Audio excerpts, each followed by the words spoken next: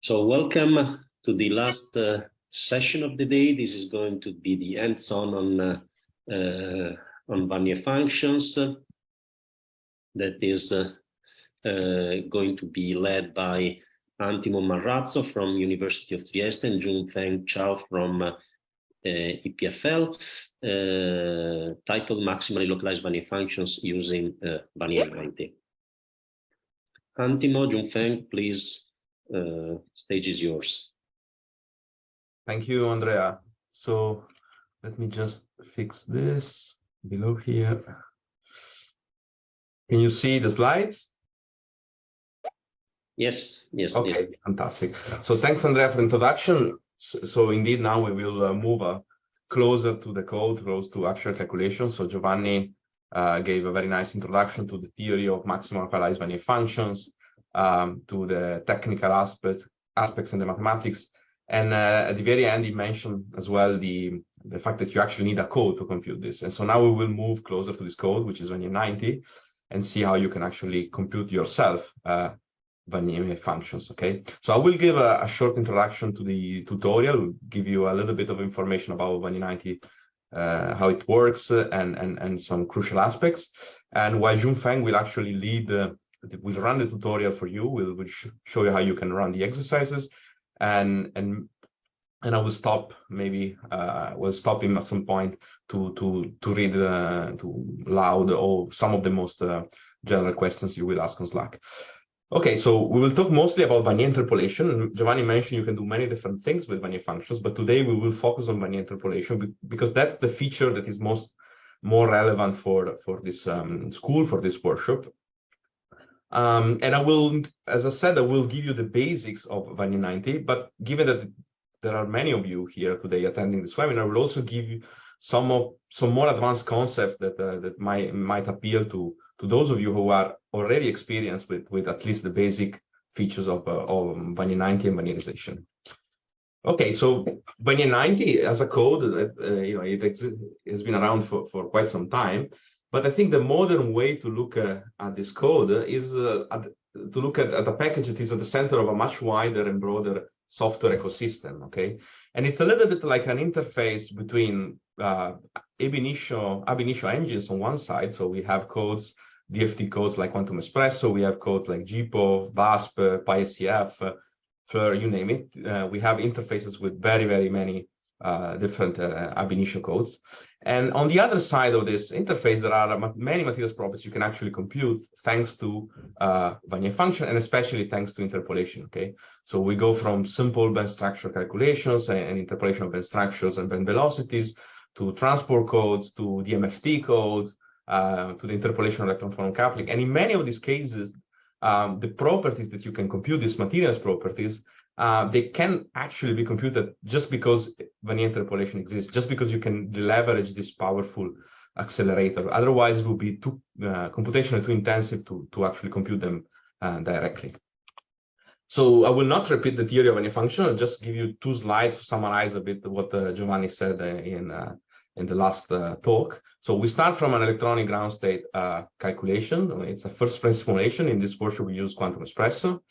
And then we want to compute Wannier functions, and we do this by what is called a subspace selection and a unitary transformation of block wave function. I think this equation here at the center of the slide is probably the most important equation, in the theory of Wannier functions. So you have your block states, you rotate them with a unitary matrix, and then you Fourier transform, and you get your Wannier functions.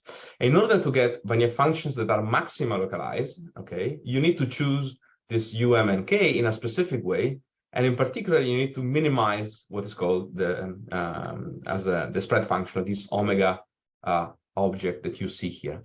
So you start with a sort of delocalized block wave function, and you end up with a Wannier function, which is a localized object in real space. In practice, this is all about minimizing the spread functional. You have a gauge invariant part, as Giovanni mentioned, that not much you can do about it, especially for composite bands.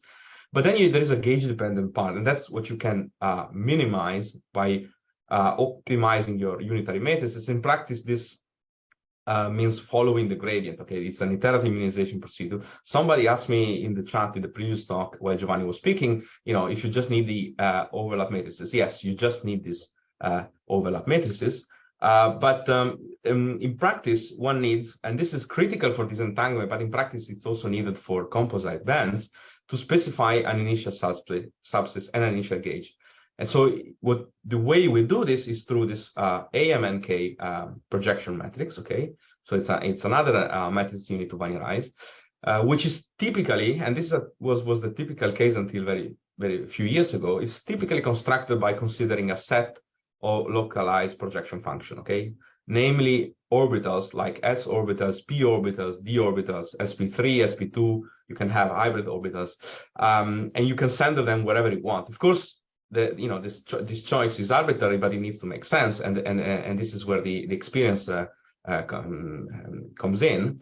But as Giovanni has mentioned, these days there are other options, and in particular there is this SCDM method that we will not discuss today, but it's good that you know that it exists and it's freely available in the latest version of the code, where you don't need to think too much about the chemistry of your problem, but you just turn on a flag and you employ this SCDM method, which is based essentially on linear algebra operations. Okay, so you need these overlap matrices M and K. You need this projection matrix AM and K, and then you can Wannierize. And the way you do it, I mean, probably the most popular way to do it is to use Wannier90, which is a Fortran code. It's written in Fortran 90, modern Fortran. It's open source. You find it online. This is the reference website, wannier90.org. You can find the latest version of the code. It's very light. It's much lighter than Quantum Espresso. It's a much smaller code and much simpler to use and to understand. These days, there is also a GitHub web page, the Wannier90, where you can also find all the versions of the code, actually, not just the most recent one.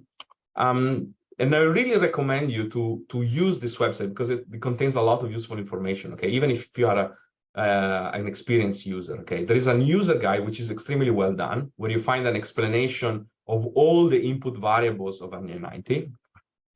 And then there is an extensive set of tutorials. I think we have more than 30, if I'm not wrong. And for many of these tutorials, we have solutions. Okay, so there are solutions that explain what all this. The tutorials explain themselves the steps, but the solutions show you what the right results. And these tutorials are designed in a way that they cover most, if not all, the functionalities that are available in Wannier90. There is a community of people developing and using Wannier90, so you can subscribe to the mailing list of this community. It's very low traffic, few emails per month, so I mean, really it's recommended. And then, of course, there is also a reference publication that explains the methods that are implemented by Wannier90, all the features of the code, and how to use it. And it's important that you cite this also because it's a way to acknowledge all the work of the people developing the code. And as you see, there is actually a large number of people involved, and this is something that I want to stress, as Giovanni has already mentioned. The code was initially an effort by Nicola Mazzari, Ivo Sousa, and David Vanderbilt, in the late 90s, but that was just the start of a very, very successful enterprise.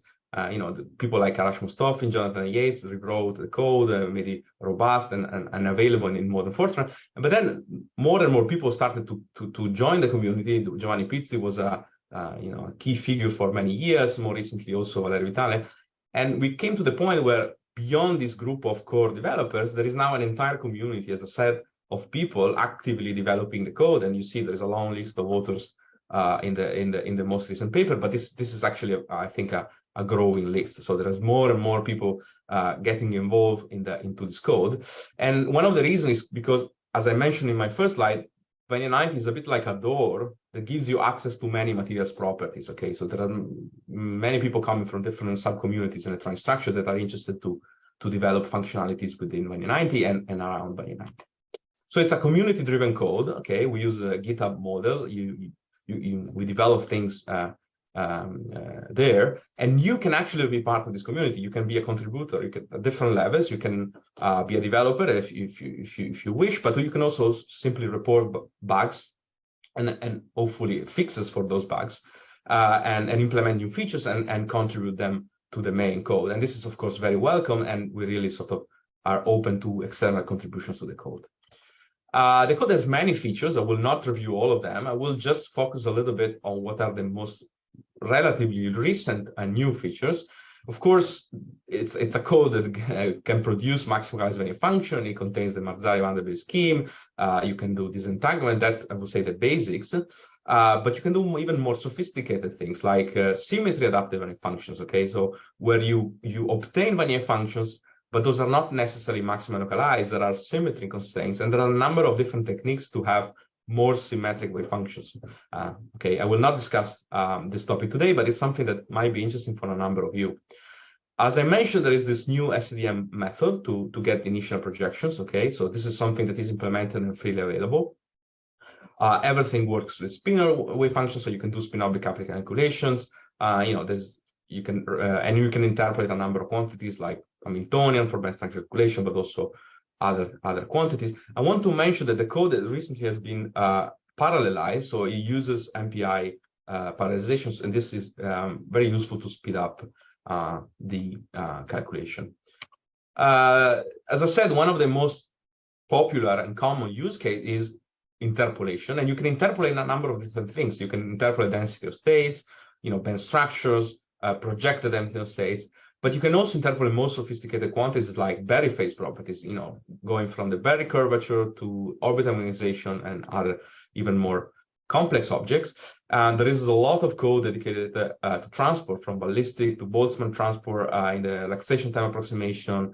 You have Seebeck coefficients. We have even the spin hole conductivity has been added recently. Okay, and there is more than this actually.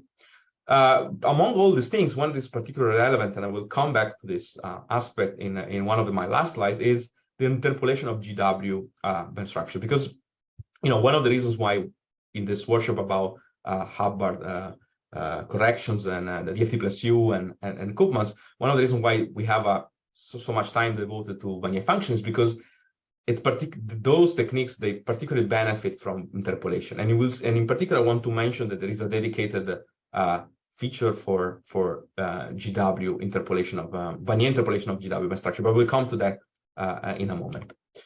So talking about interpolation, this is a bit for those of you who are maybe a little bit more experienced with Wannier90 and want to know some more recent advancements. Giovanni has mentioned that you can use this idea of Fourier transform, of Fourier interpolation, doing calculation, electronic structure calculation like DFT on a coarse grid in reciprocal space. Fourier transforming in a real space, so you write things in a basis of maximally localized Wannier function that are exponentially decay. So it's it's a particularly efficient way to represent your quantities, like your Hamiltonian, for instance, in this case. And then you Fourier transform back to interpolate in this case, your band structure, but it can be other quantities to reciprocal space. Okay. And this is Giovanni has mentioned it. It's very similar to what happens in signal processing. It's the famous Nyquist channel condition. As long as your sampling rate, your signal has a finite bandwidth, and your sampling rate is at least twice the bandwidth, you can reconstruct the signal from a finite sampling. Okay, so this is what we are going to do. We will Wannierize the system, write your Hamiltonian in real space in a basis of Wannier functions, and then Fourier transform that matrix to reciprocal space and just diagonalize this Hamiltonian. Okay. A technical point that I want to mention that has been implemented recently in the code is that if you do it naively, so if you just consider this summation here to run on the Bonfort-Karman supercell, just on the capital R vectors, it's not the most correct way to proceed. What is actually the right thing to do is to consider the Wigner size supercell, or in simpler terms, to account that if you want to calculate the hopping, let's say all the matrix elements between Wannier function A and Wannier function B that are sort of certain distance apart from each other, the closest Wannier function B might not be the one that you find in the Bonfort-Karman cell, but it might be one that sits in one of these periodic replicas. Okay, so it might be one of the periodic replicas, so it might sit in one of the neighboring Bonfort-Karma supercell. Okay, and so this is equivalent to consider the Wigner-size supercell instead of the Bonfort-Karma supercell. So the formula to interpolate quantities is slightly more complicated. You see there is an additional summation over these T vectors that are the direct lattice vector of these Bonfort-Karma supercells. But it has a very practical consequence. So first of all, you can interpolate things by just sampling at gamma. Okay, this is if you use the first naive formula at gamma, you would just interpolate flat band structure, which is of course wrong. So it's the clearest example is really the gamma only case. But even for finite k-points grid, by using this more slightly more complex formula, you can get much better, much more accurate band structure. And this means that either you improve your accuracy for a fixed k-point grid, or you can use a much cheaper and coarser k-point grid to get the same accuracy in the interpolation. Okay, you see this, the orange lines are the new sort of current implementation, and the blue one is the old implementation. Okay, so this is a technical aspect to keep in mind, but it's really what is implemented in the code. It's really what you should do. Okay, we have seen a bit some general concepts about the code. The fact that it's open source, so you can download them online. How is this structure? The features. But now let's see how in practice you calculate this Wannier function. We said that you need overlap matrices, this MM and K, between neighboring K points, but you also need projection matrices. Okay. This is AM and K matrices. In practice, often you need other inputs. The minimum input, if you want to do band structure interpolation, is the list of Hamiltonian eigenvalues. Okay, there is a file that is produced, that just contains eigenvalues at each K point. That's for interpolation. If you want to plot Wannier function, you need to also produce the orbitals, the U and K orbitals in real space. But I want to stress that this is only for plotting Wannier function. If you want to just interpolate band structure, you don't need the block orbitals. Okay, that's not necessary. And given that Wannier90 can actually compute very complex properties, sometimes you need optional matrices that are more, beyond what we have seen up to now. So spin components or matrices like the UHU or UIU, where H and I are the Hamiltonian and identity matrices, and U are the block orbitals at different K points. So you can have different inputs, but the minimum is MM and the overlap matrix and the projection matrix. And these inputs can be obtained with different programs. Today we will focus on Quantum Espresso. Okay, but just keep in mind that you can do this also with VASP or other codes. How do you do this in practice? Okay, you need to produce these matrices. You need to get the MMN. And you need to do it starting from electronic structure calculation. So we use Quantum Espresso. So we do an self-consistent calculation with pw.x. Okay, we get a ground state charge density, and that's done on a irreducible Brillouin zone. So on a converged K-point mesh in the irreducible Brillouin zone. After that, we do a non-self-consistent calculation. That is done typically on a different K-point grid. And it needs to be a uniform complete grid. So now we work with a full Brillouin zone. We do not exploit symmetries. Okay, there have been some recent developments about this, but this is still sort of work in progress. But the standard way is to just calculate things on a uniform grid, and then you use Wannier90 to produce an input file for the interface program. Okay, because we said that Wannier90 sits at the interface between properties and ab initio engines. And so different ab initio engines are connected with Wannier90 with their own interface program. In the case of Quantum Espresso, this program is called PW to Wannier90. You find it inside the Quantum Espresso package. And the input file for this PW to Wannier90 is produced by Wannier90 itself. You produce it with Wannier90 minus PP with this pre-processing flag. And this interface program, if you run the program, it takes care of getting the wave function from the NSCF step and producing all these matrices that you need to run Wannier90. So the overlap matrix, MMN, the projection matrix, AMN, the eigenvalues list, and so on and so forth. And finally, you run Wannier90, okay? Wannier90 reads this MMN, MN, and IG and other files and minimizes the spread function, gives you the Wannier function, interpolates the band structure, calculates transfer properties, and depending on what you want the code to do. Of course, if you do a DFT calculation, you can still do band structures the usual way, so the direct calculation, and so you would do a bands calculation, an SCF, or an NCF. I think you have seen this maybe in the earlier tutorial this morning or early this afternoon. And then you do a bands.x and a plot band.x calculation. That's the usual way. But if you want to, and you can use, for instance, that to check the quality of your interpolation to see if your interpolation is reasonable. But if you want to do that, this is a practical tip, please do it in a different folder. So do not mix the two paths. Just do all the Wannierization in one folder and all the standard best calculation in a different folder. This is otherwise you mix the temporal for quantum espresso and you get weird results. Okay, so Junfeng will show you 3 exercises, okay, where that sort of guide you through these features. The first 2 exercises are about silicon. In particular, the first exercise will teach you how to produce Wannier functions, maximally Wannier function for the valence bands of silicon, okay. And in the exercise number 2, you will see how to do valence band plus some conduction bands of silicon by using the disentanglement method, okay?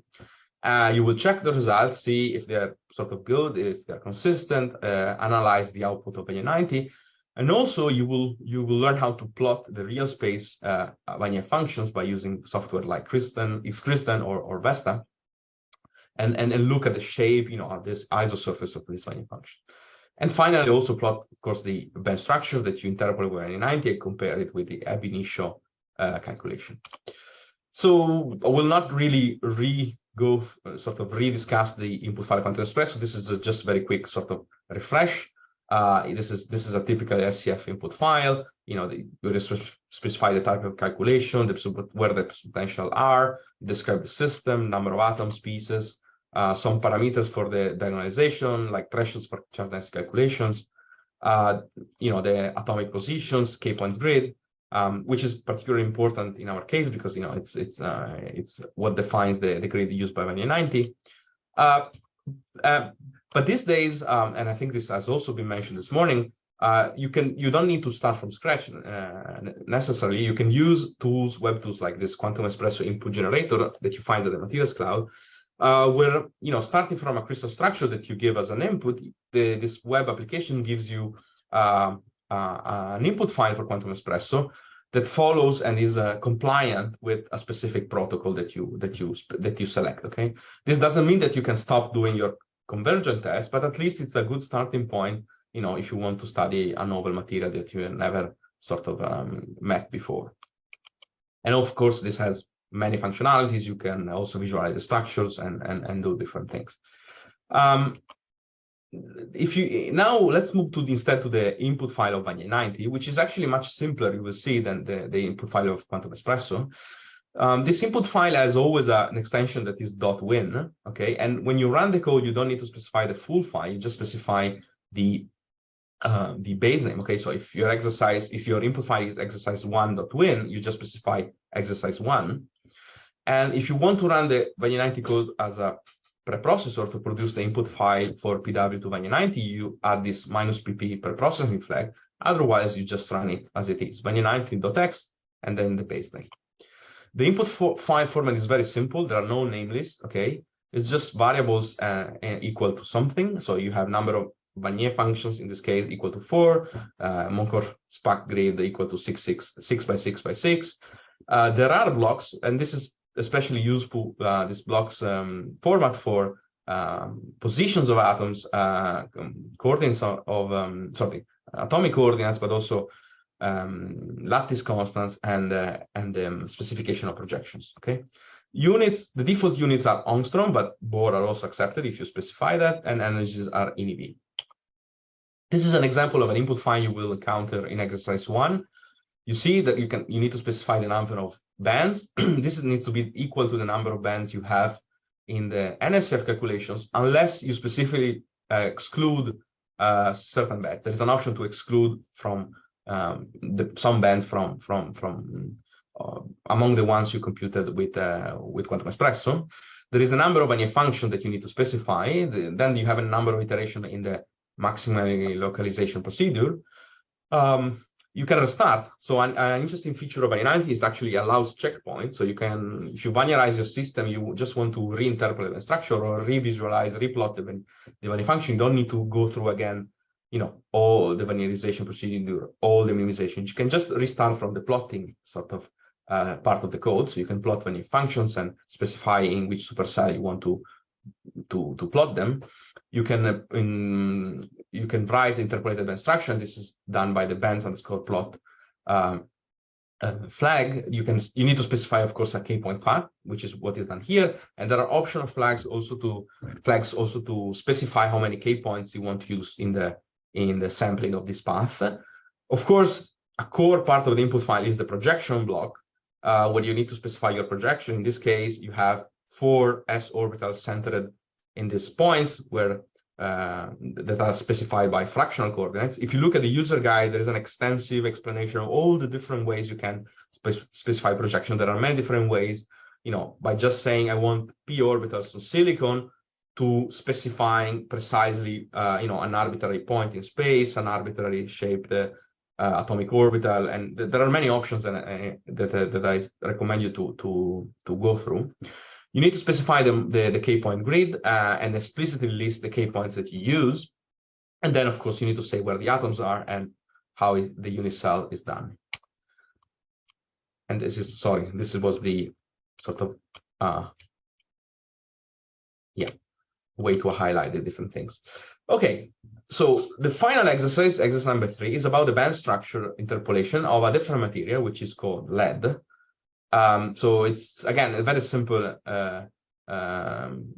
crystal, but it will show you how, at least a less trivial case where you need to specify projection. You will see how to specify d orbitals, for instance, or sp3 orbitals, okay?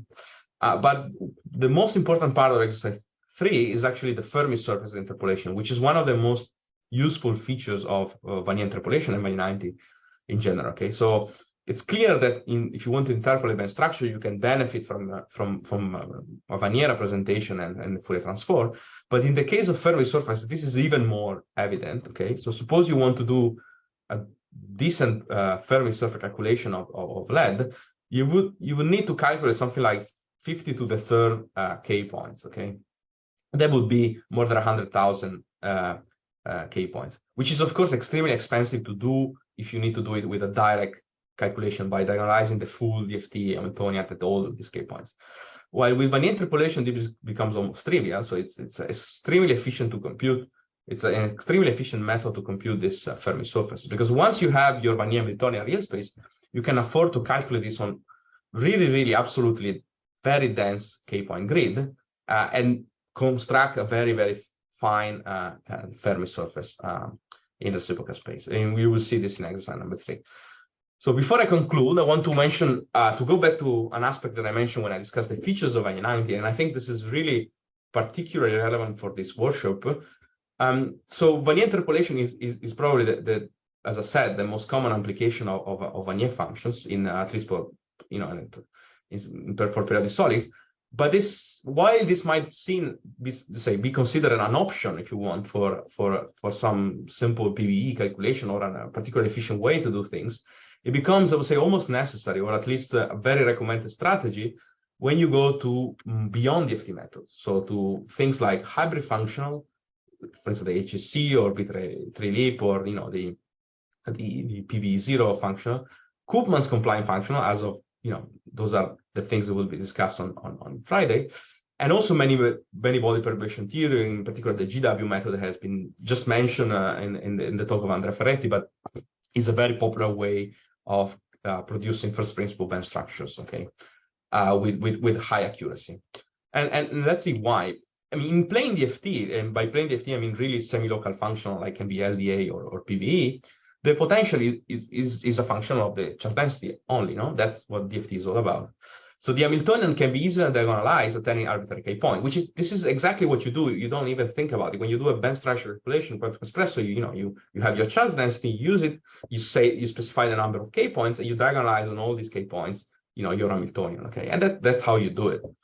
But if as soon as you move beyond plane DFT, and this can be, Hartree-Fock, it can be hybrid function, it can be GW, it can be different things, that's not true anymore. So you cannot do it. The key point where you want to calculate your eigenvalues needs to be part of the grid. And if you do hybrids, it needs to be part of the grid that you have to compute the total energy. Or if you do GW and many-body perturbation theory in general, it needs to be part of the grid that you use to compute the self-energy, okay? There are different ways to go, around this problem, but they all, in a way or the other, are essentially interpolation methods, okay? So if you want to do band structures with this, more advanced techniques, in practice, you can only do it through interpolation, okay?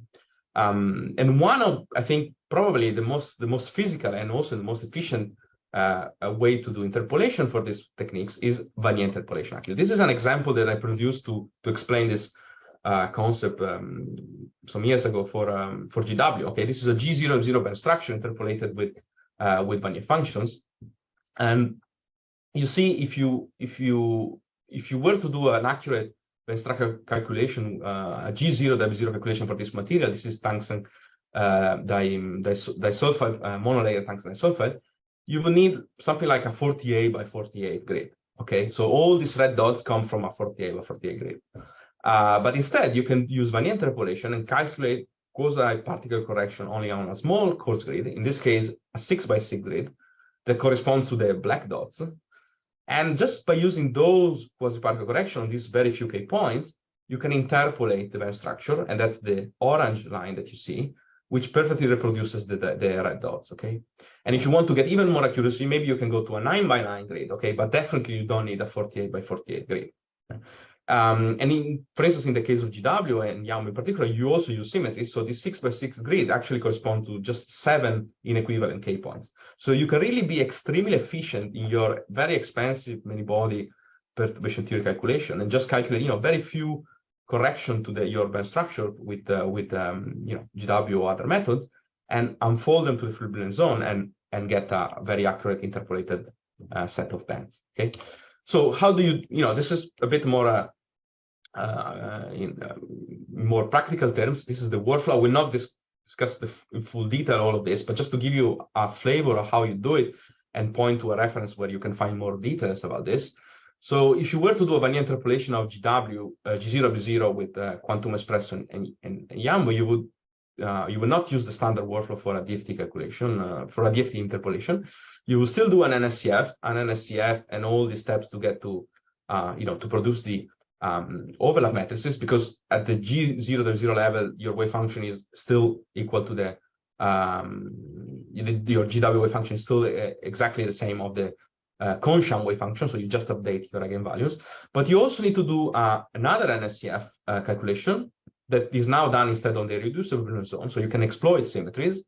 And that needs to be, the grid needs to be sufficiently dense to converge as self-energy and do your GW calculation, that in this case we do with YAML, for instance.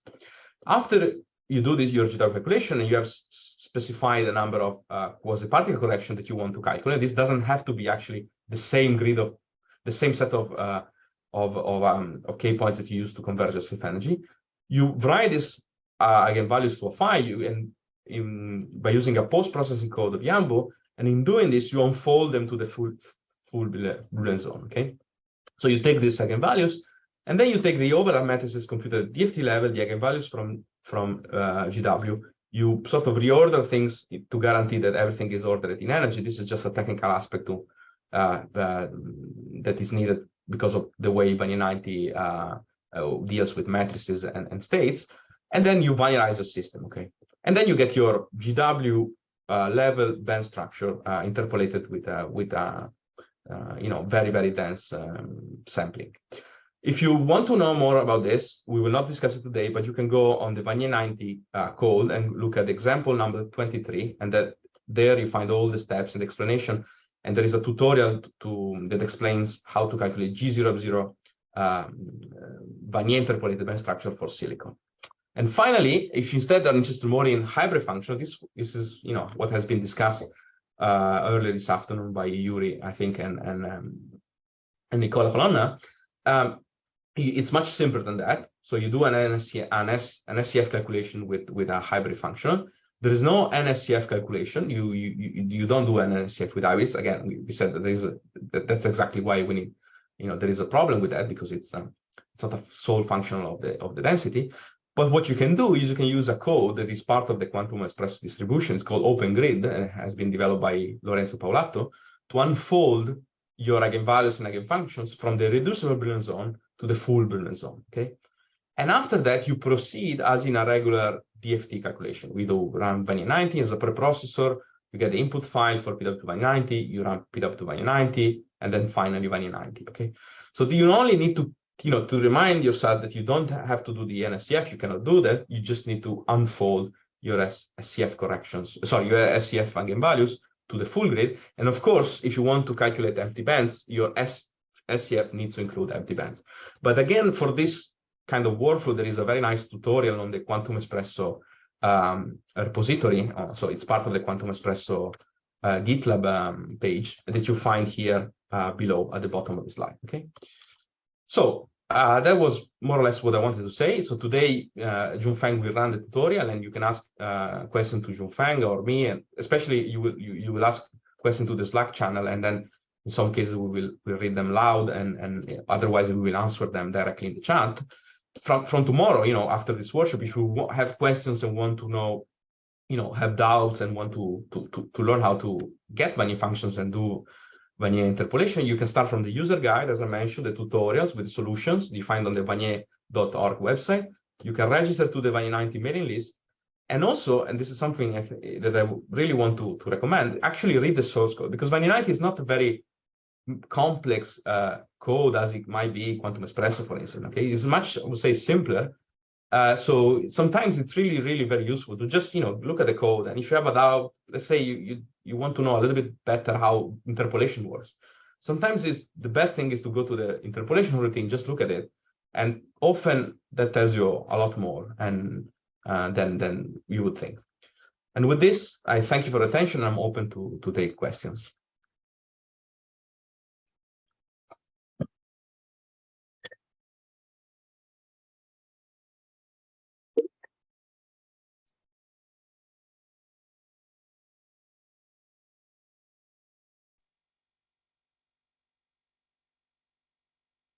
Thank you, Antimo, for the great talk. So I don't see Andrea, so maybe I can pick a couple of questions for the Slack channel and report it to you. So one of the questions was, when do we need symmetry adapted Wannier? When would we have a code where symmetry adapted Wannier also support disentanglement? This is a question by Bani Chatterjee. Hope I pronounced it correct. Okay, so that's a very good question, actually. So I would not say that you, in general, need symmetry adaptive Wannier function. Let's say, in most cases, it's you might want to do it, but it's not that there are many cases where you absolutely need. There are, I think, two different scenarios. One is where you are particularly interested in having symmetrized Wannier function. It can be, for instance, because you want to build a specific model, extract an effective model, or you want to reproduce to enforce a certain degeneracy that might not appear if you do maximally localized Wannier functions. I think one of the most, let's say, broad application of symmetry adaptive Wannier function is dynamic and infinite theory, okay, where they use Wannier function as a basis to perform DMFT calculation. There, I think that community really wants symmetric wave functions, and they enforce symmetries, okay. And this is, I think, part of the answer. The other aspect is that there's not let's say, a unique way to calculate symmetry adaptive Wannier function. There are different approaches. There is the real symmetry adaptive Wannier function. There are the selectively localized Wannier function with constraint centers, and some of them have more or less functionality. I think in some cases, as the participant correctly said, you cannot use disentanglement. In other cases, you can. So depending on which specific, let's say, flavor of symmetry adaptive Wannier function you refer to, and then the fact that this entanglement will be included for those techniques depends on the developers of those features if they plan to work on it or not. I think that there is some work going on in that sense, but I don't know more than that. Okay, thank you very much. So in the interest of time, I think we go to the hands-on session, and then we'll try to reply to the other question directly on Slack. Thank you very much. Very great talk. So yes, now it's Junfeng is gonna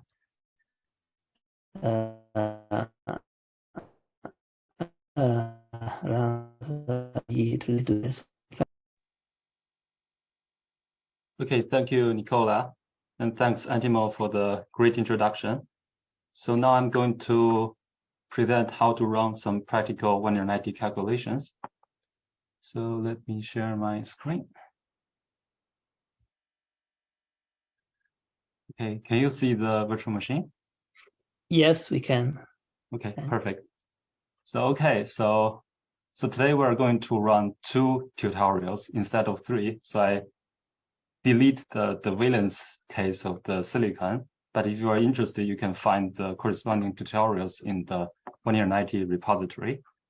So today we're going to first run a Wannierize the valence plus conduction band of silicon, and then we will try to do this Wannier interpolation for the Fermi surface of lead.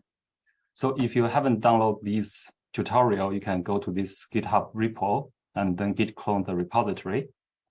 So we will also use 2 codes to plot the band structure. The first is this GNU plot, and then this XMGrace.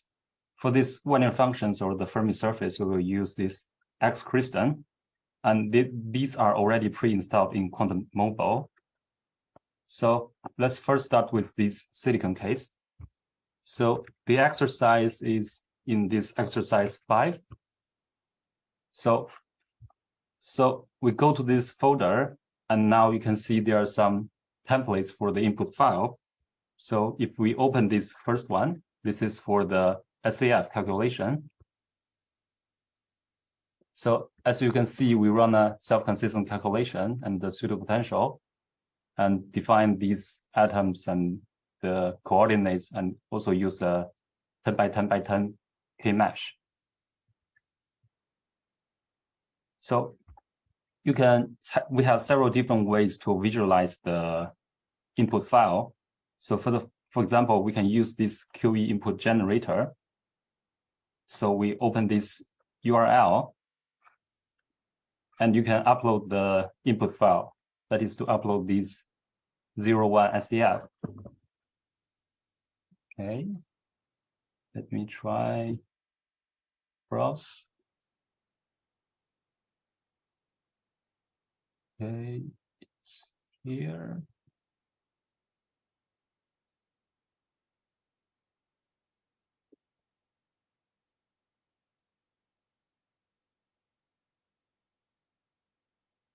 And now you can double click and to rotate the structure.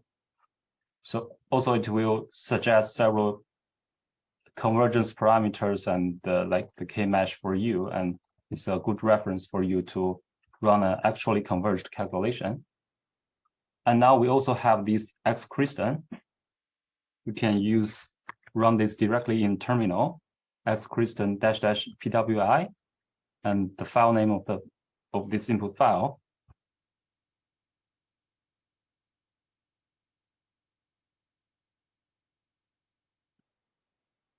And now we can also have a look at the crystal structure.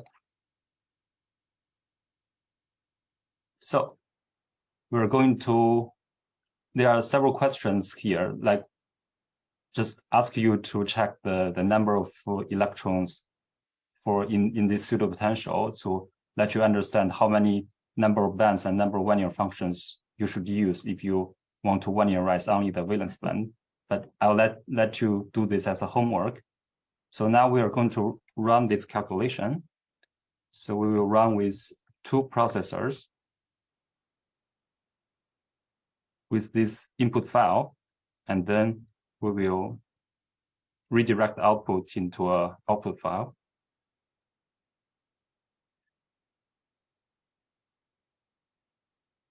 Okay, there's some warnings, but we can just ignore it for now. So let's first have a look at the output file. So let's just ignore this stuff. So now we start our PWSF calculation and some parameters. And you see we have some convergence here. Now it's converged. And after you check that everything works fine, we can proceed with the next step. So the next step is to compute the band structure, the quantum espresso band structure. So actually we can make a new folder called bands. And then we copy the previous input file and also the self-consistent charge density file here. This -r means we copy the folder. And now we need to change a bit the pseudopotential directory. And we change this self-consistent to bands calculation. Okay. And we need to, we want to compute 12 bands. So we have to add this NBND in the system name list.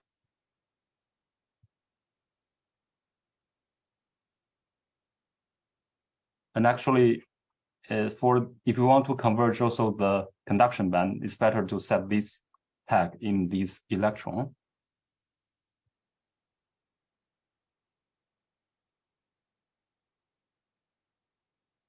You can find more explanation in the documentation of the pw.x. So we also need, since we want to compute the band structure along a path, so we need to change the K points.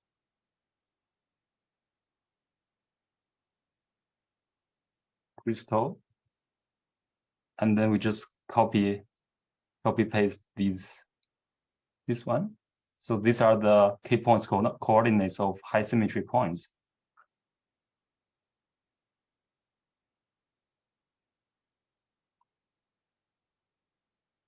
And now we are going to run this calculation.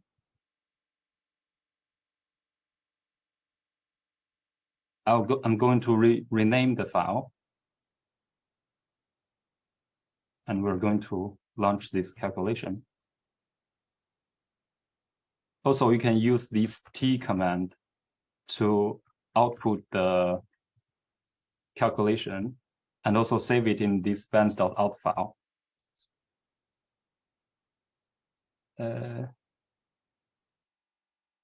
Okay.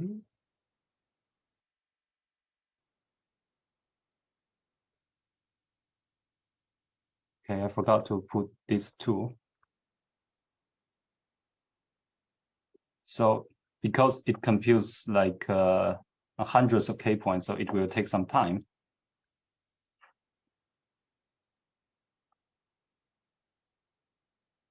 Okay.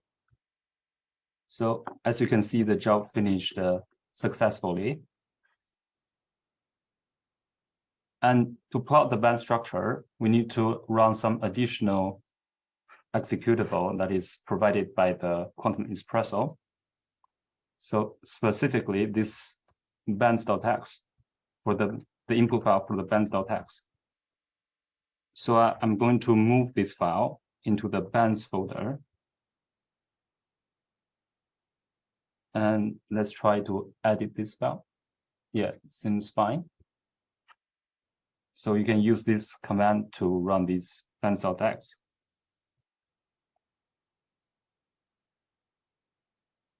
And again, I'm going to use this T command. Okay, so the calculation now finished and it generates some data file that contains the eigenvalues for the band structure.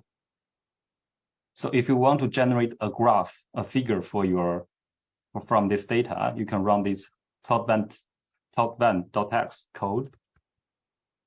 So it's a interactive code. So it will ask you to provide the input file. So here we use the file generated by the previous step. And it will ask you to provide the y-axis range the energy range. So I'll just use the default one. And also the file name for these some output file, we'll name it as this. And the output file for the figure, which we will use this QE_bands.ps. And the Fermi energy. So in principle, you should find the Fermi energy from the self-consistent calculation. Sorry, Junfeng. Uh-huh. Some participants say that you go a little bit too fast. Okay. Yeah, thanks. So okay, I'll try to slow down. So we need to find the Fermi energy from the self-consistent calculation. So which you can find from the output file of this one. So you can find, since we are having an insulator, so it will output the highest occupied level. So this one. So we copy this file, copy this number here, and paste it here. And here, this delta E means the distance, it's just like, let's try to use 1. So that means the tick on the y-axis has 1 as the smallest unit. And the reference E means we can use this Fermi energy. So then this will shift the energy, the y-axis. So now the Fermi energy is 0. Okay, so we have this file. We can open it. If you like, you can use these files to open this figure. So let's go to this one.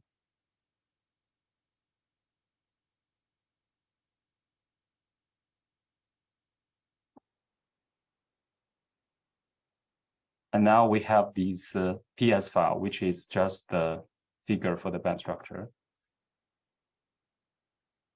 But it's like we have to rotate it. So here, we can rotate it with this one, right? Okay. So as you can see, this is the silicon band structure. So now the Fermi energy is shifted to 0. Okay. So now these are the steps for computing a quantum espresso band structure. But now we are going to compute the Wannier functions and use Wannier interpolation to compare the band structures with respect to quantum espresso. So we need to first run a non-self-consistent calculation on a regular grid, and then we will run this PW to Wannier90 to generate the essential files, that is the projection matrices and also the overlap matrices. And then we can run Wannier90 to generate the Wannier functions. So to do this, we need to prepare a non-self-consistent input file. So we still copy the previous file from the bands calculation, the second one. So let's name it as 5.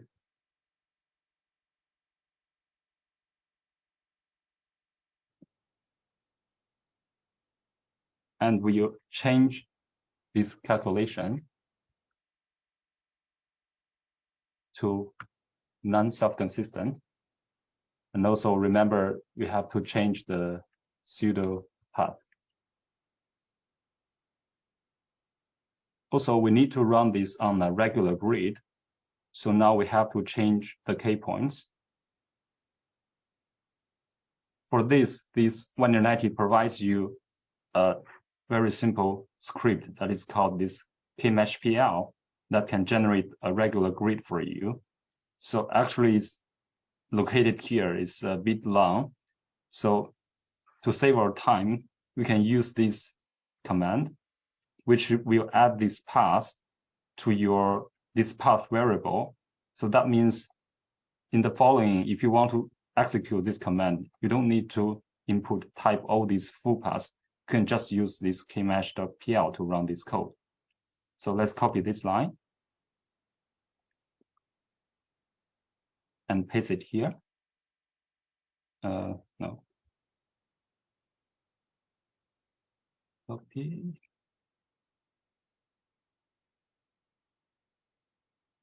Okay. So if you want to have a look at this path variable, you can use this command echo with a $sign.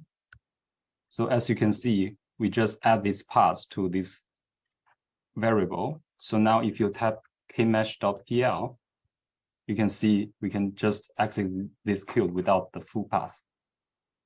So for example, this code, like if we type 2 by 2 by 2, so this will generate a 2 by 2 by 2 grid and its coordinates and its weights that you can just directly copy and paste in the Quantum Espresso input file.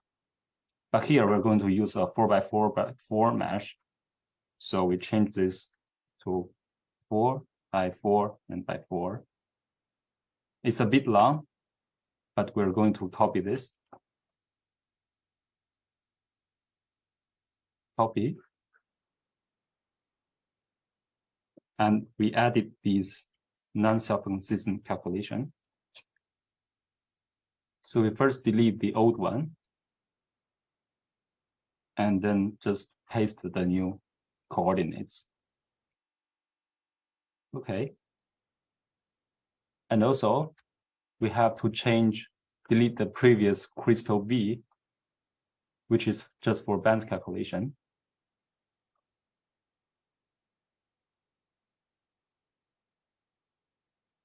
Okay, so the input file is ready. We will compute 12 bands. So again, we use this MPR run command with 2 processors to run this non-self-consistent calculation and save the output file to nsf.out.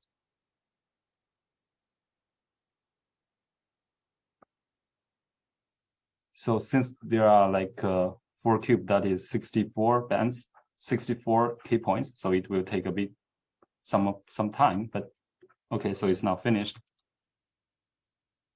So everything works fine, as you can see. So now we're going to prepare the input file for Wannier90. So all these Wannier90 will read this win input file. So the name will end with .win. So we open this file. And I leave this XXX on purpose. So you need to edit this yourself. Otherwise you can't run it. The code will complain that there's something wrong with the input file. So the first line is use WS distance, which is just as Antimo said. So this is using the minimum distance selection method that you can find more explanation from the user guide, which just essentially just has a better interpolation quality. So what we have to edit is this number of bands. Since we use 12 bands in the non-self-consistent calculation, so here we have to type 12. For number Wannier functions, since we're going to Wannierize the valence and the conduction band together, so for a silicon, this structure, we have 2 silicon, and on each silicon, we use this sp3 projection. So each silicon has 4 orbitals. So with 2 silicon, we have in total 8 Wannier functions. So we need to type 8. And also we use 100 step of maximum localization. Since we're going to Wannierize the valence and the conduction, so we need to invoke this disentanglement procedure. So we need to set this window max, which is the upper bound of the disentanglement range. So usually you need to make sure it is large enough to include all the relevant states that you want. So here we have some, I already tested, so we can use this 17 as this value, but in principle, if you want to Wannierize your own structure, you need to look at the band structure and understand which part of band is relevant for your purpose. And then for the frozen window, so below this frozen window, all the states are freezed. That means the band structure will be exactly reproduced. So here we're going to freeze all these valence band. So from this Fermi energy, or the highest occupied level, we copy this number and paste it here. Oh, paste it here. Copy. Paste. And we will also run 100 steps of disentanglement. So we will plot the Wannier functions, so you can visualize it with XCrystal or other tools. And this is the supercell, the size of the supercell that you will use to plot the Wannier function. And also we want to have a look at the interpolated band structure. So this is the band plot should be true. And then we tell Wannier90 to compute the band structure along this path. So these are the projections that you have to try and guess according to your chemical intuition. So here we know this silicon has sp3 orbital is a valid initial projection. So here we just use sp3, but in principle, you can also use sp like s and p, for example, using this one. So it will project to s and p orbitals for our Wannier functions. You can try it and have a look at the results. But here I'm going to use sp3. And here is the coordinates for this silicon atom. And then this unit cell. And here we need to ensure we have the same grade as the non-self-consistent step. So it's 4 by 4 by 4. And we need to change to also input the coordinates. So for this, we can again run this kmesh.pl. So 4 by 4 by 4. But if you run just 4 by 4 by 4, it will also output these weights of the K points. So if you add this 1, it will not output the weights. So we can copy this one to the input file of this Wannier90. Copy.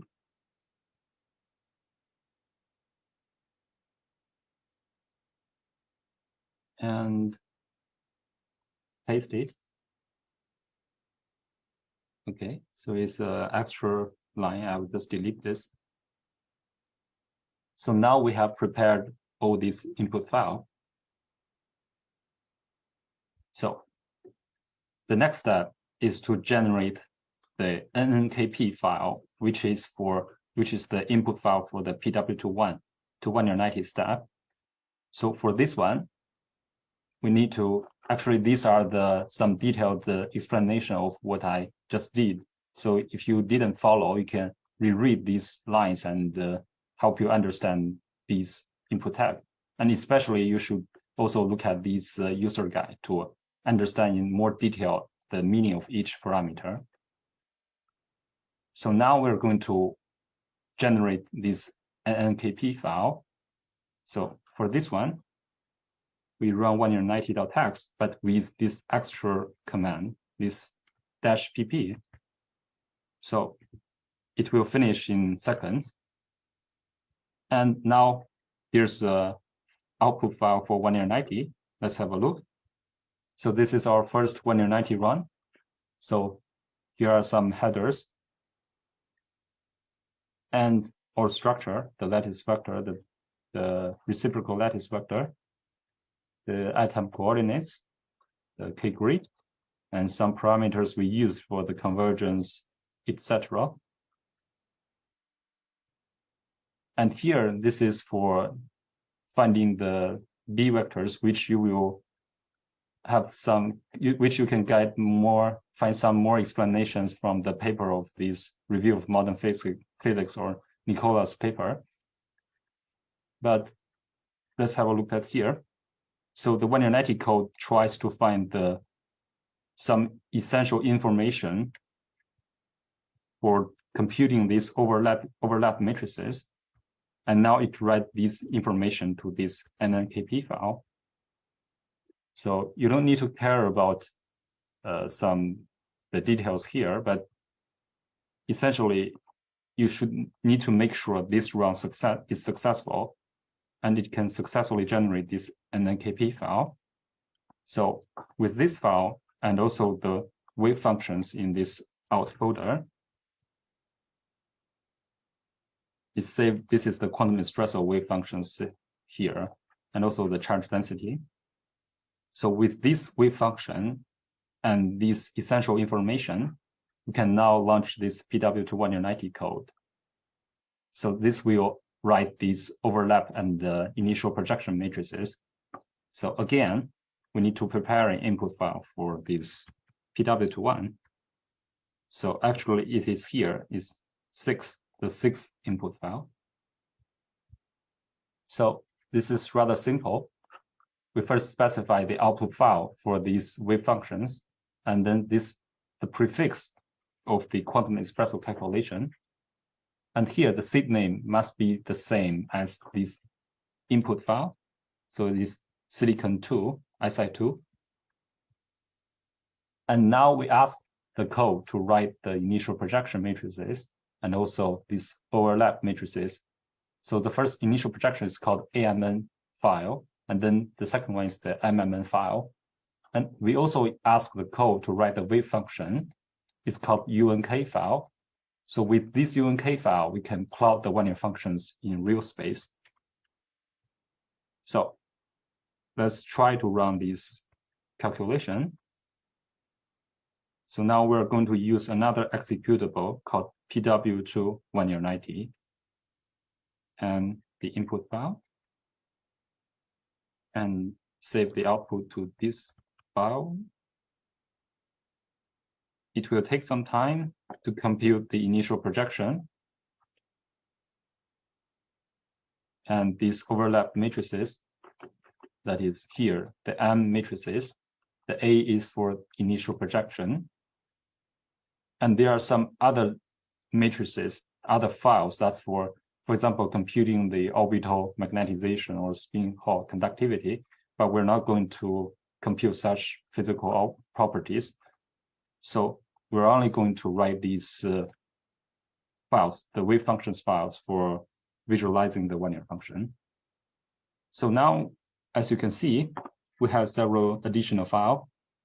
The first one is this ag file, which is just the eigenvalue of these. So the eigenvalues on the regular mesh, that is 4x4x4, and then we can have a look at this one. It's pretty simple. It's pretty simple. Just a list of these numbers. Actually, you can find the exact specification of this file in this user guide, but actually here is just, you can see these are 12 bands we're going to use, and the second column is just the K point. So you can see there are 64 K points, and then these are just the eigenvalues, the energies.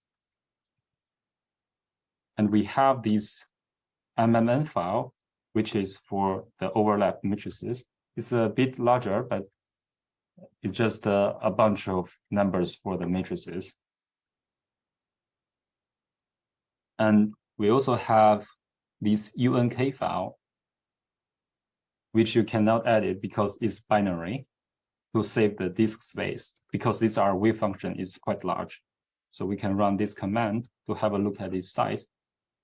This is in bytes, but if you add this H, you see it's 2.6 megabytes and 64 K points. So in total, it's quite large compared to these small matrices.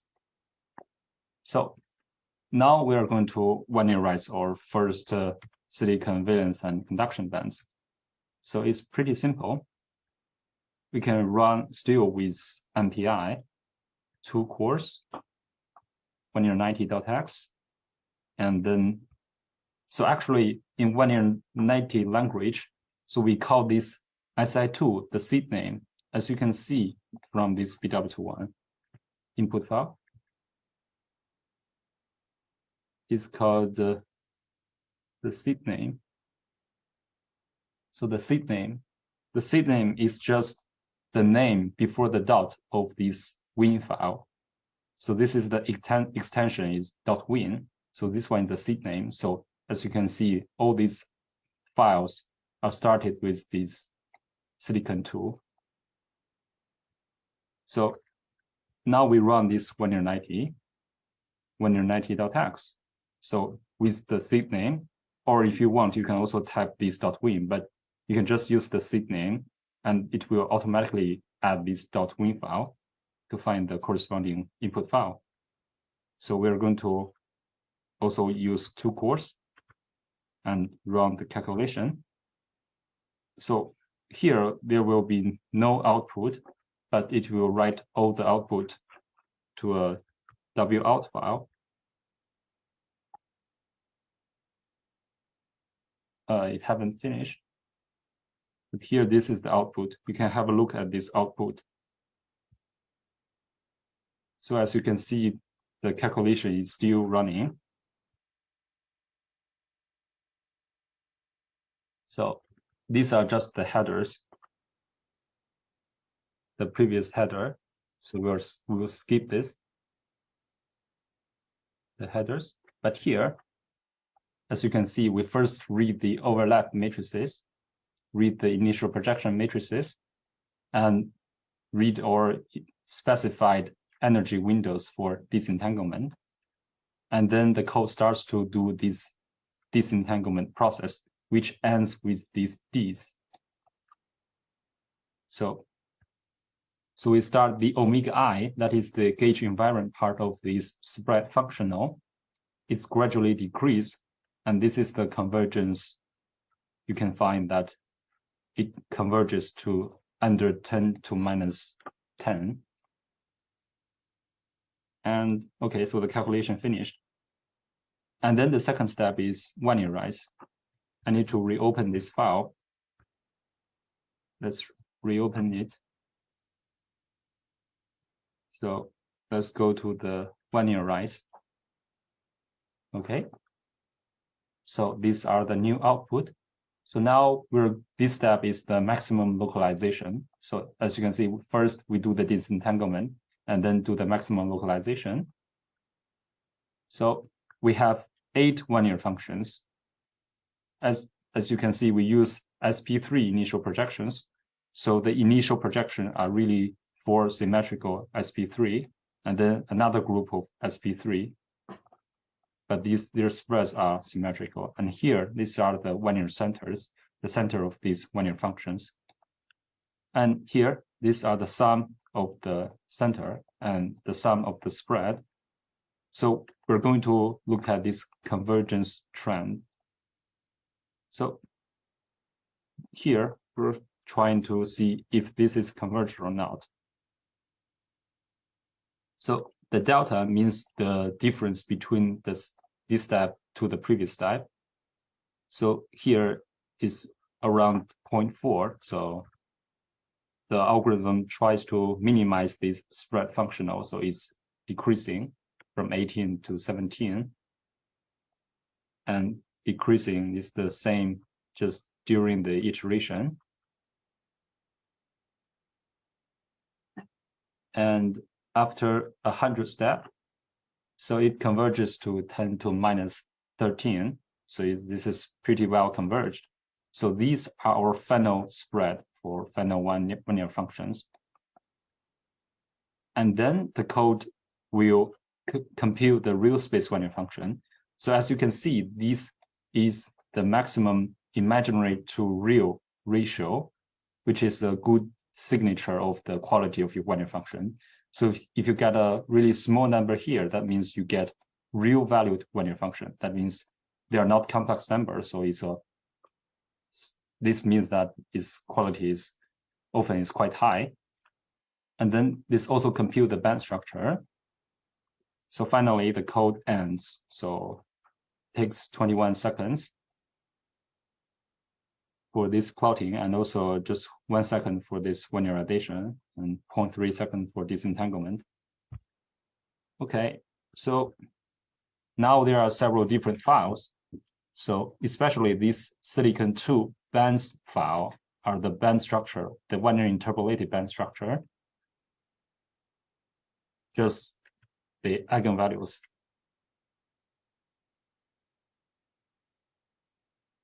You see, this is just the K points and the eigenvalues, just some array. And also there's the GNU file. GNU file, which is this GNU script, GNU plot script for you to visualize the interpolated band. You can run this GNU plot, and with a -p, that means we keep the GNU plot window there instead of exit immediately. So here, this is the Wannier interpolated band structure. It's pretty smooth. So for example, if you didn't forget to add this -p, the GNU plot will just plot and immediately exit. So you have to use this one to make sure it's keep the window there. Okay. So we're going to compare the Wannier interpolated bands with quantum espresso bands to make sure we really reproduce the quantum espresso band structure. So for this one, we can use this line. We copy this, just some GNU script, GNU plot script. We name it as the diff or something, anything you want. And we paste it. So the script, essentially, these are set this output format, like the range, the y-axis range, the x-axis range. And also it will first read the bands.data.gnu. But remember, we run calculations in a different folder. So we need to change a bit here. And then this silicon-2 bands.data is just the Wannier interpolated bands. So again, we use GNU Cloud to run this script. So these are these Wannier interpolated bands. So as you can see, the valence band are very well reproduced, and the conduction band is. So we set this frozen window, the frozen window here at the Fermi energy. That means all these underlying bands below this frozen window will be freezed. So they should be exactly reproduced. But here, above the froze max, it's not guaranteed that they will be reproduced. But in our case, it is also reproduced nicely. So this is our first comparison of the quantum espresso with the Wannier90 bands. So if you want to try some other software for comparing band structure, there's also this XMGrid. You can try to run this command to also compare band structure, but essentially they are the same thing. So now we're going to visualize the real space Wannier function. So also from this UNK file, the Wannier90 compute these, and also together with the unitary transformation matrices, the Wannier90 compute this XSF file, which we can visualize with X Kristen with --XSF and the file name 1.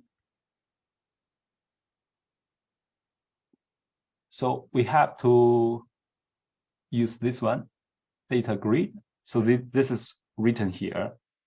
So you choose data grid and OK, and then choose some ISO value for the surface you want to visualize.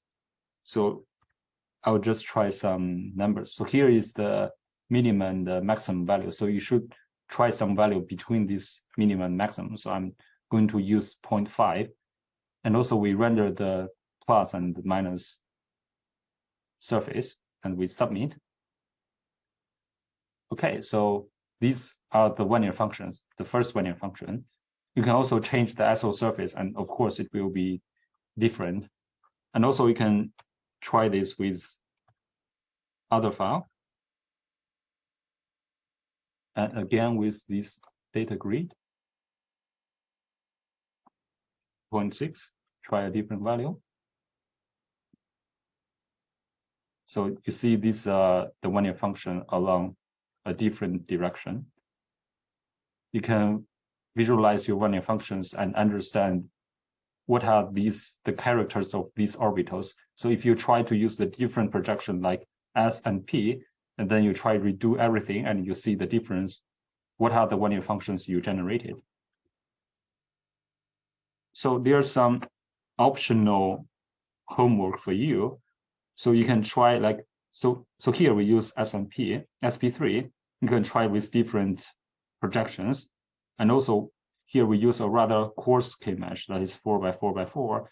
You can try to increase the K-mesh and see the difference. And also you can play with the frozen window to understand the effect of these parameters on your Wannier functions. So this is the first exercise.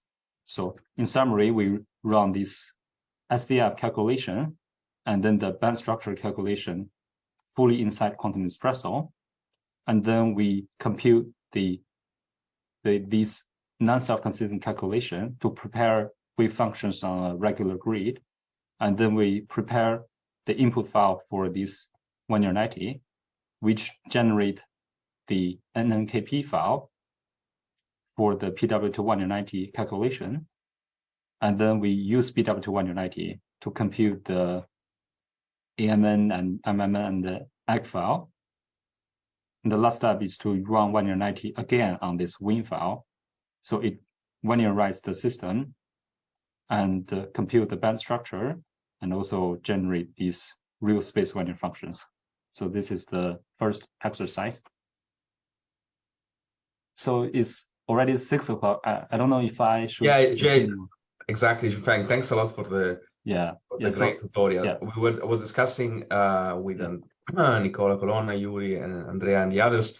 So in the interest of time, we would stop here with the tutorial. So you know, I think you did a great job in explaining what I called exercise 1 and 2, and that were compressed in the Seina, what you called exercise number 1, and what we used to call exercise number 3, which is the lead Fermi surface and band structure. I think we can leave for people to carry on at home. I think the PDF contains a lot of detailed information with all the steps. So it can be run you know, by each of you autonomously. So it should be detailed enough.